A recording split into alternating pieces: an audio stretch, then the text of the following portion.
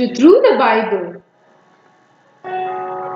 Our next story from the book of 2nd Chronicles is the book of law is found. 2nd Chronicles chapters 33 to 35. After the death of Hezekiah, Manasseh his son became the king of Judah. Manasseh was a boy of 12 when he came to the throne, and he reigned for 55 years. But he was not at all like his father Hezekiah, who loved God.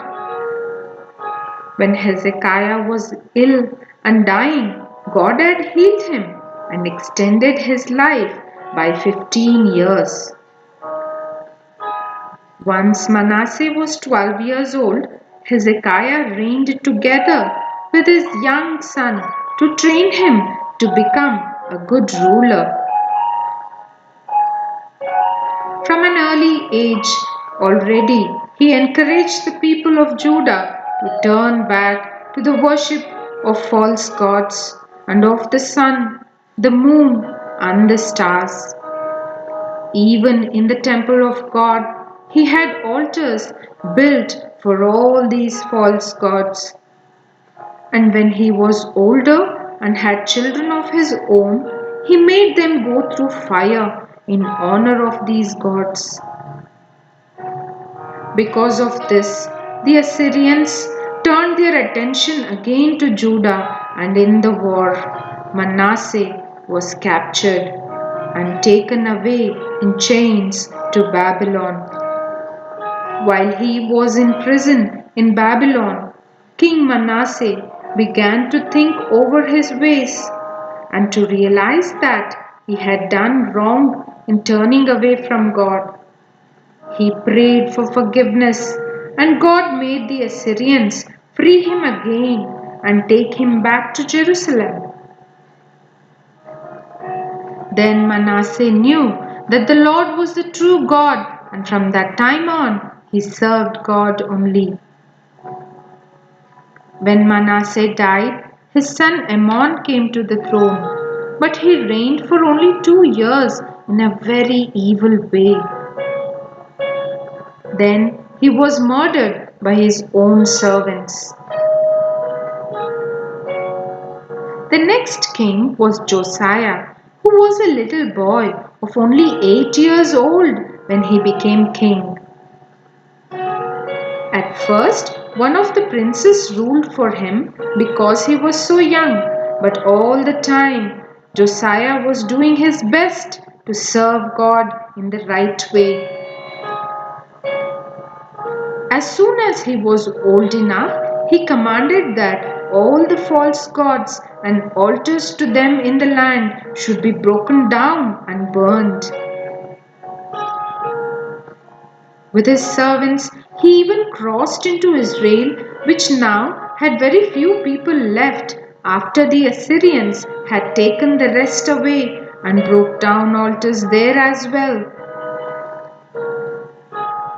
When he came to Bethel, where Jeroboam had built a temple 200 years before and made the golden calves for the people of Israel to worship, he broke the temple and the altar and set all right everything that would burn.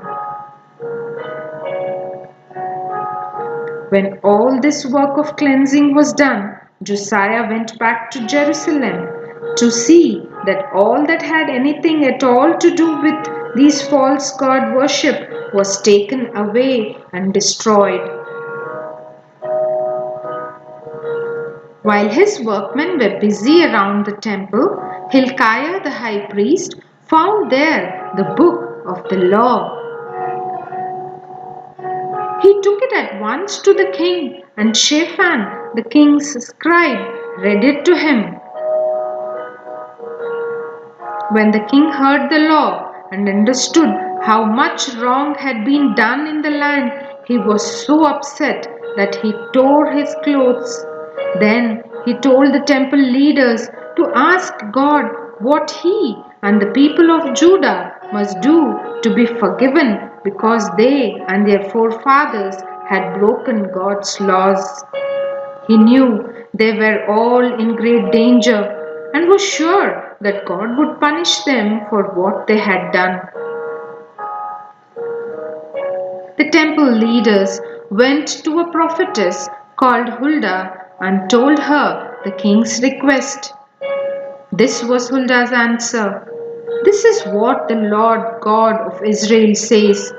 Go and tell the man that sent you that I will cause great disaster to come upon this place and its people, because they turned away from me and served false gods.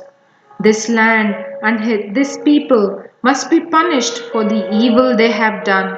But because King Josiah has served me faithfully and is sorrowful over all the sins of the nation, I will not punish Judah in his time. These terrible things will happen to Judah only after his death. After receiving this message, the king called together all the elders from all parts of the land and all the people of Jerusalem to a great meeting at the temple gates. He stood beside one of the great pillars at the door and read to them the laws from the book that had been found. Then together they made a solemn promise to keep all those laws faithfully, and to the end of Josiah's life they were careful to live according to the laws and commandments of God. But the king did not live for many years after that. Up to this time, Judah, like all the nations around about, was part of the Assyrian Empire. But the empire had become weak and was falling apart. Egypt was getting stronger and decided to make war against the Assyrians. To attack them, Pharaoh Necho led his army up through Judah, and Josiah felt that because his country was still part of the Assyrian Empire, he must try to stop the Egyptian advance. Then Pharaoh sent messengers to tell him that he had no fight with Judah, but only with the king of Assyria.